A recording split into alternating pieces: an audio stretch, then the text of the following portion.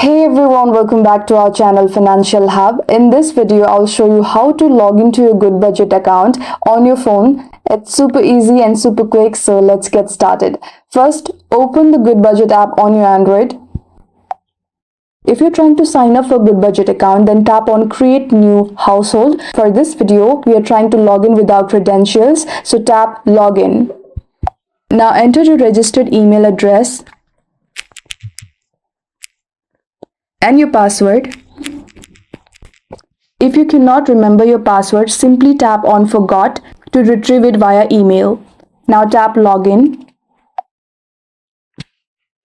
Now you will be taken straight to your envelopes and budget dashboard. Make sure you are using the same email you signed up with. If you use the free version, everything syncs between app and the web automatically.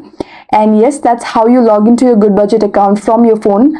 If this video helped you out, be sure to like, subscribe and hit the bell icon for more personal finance app tips. Thanks for watching and I'll see you in the next one.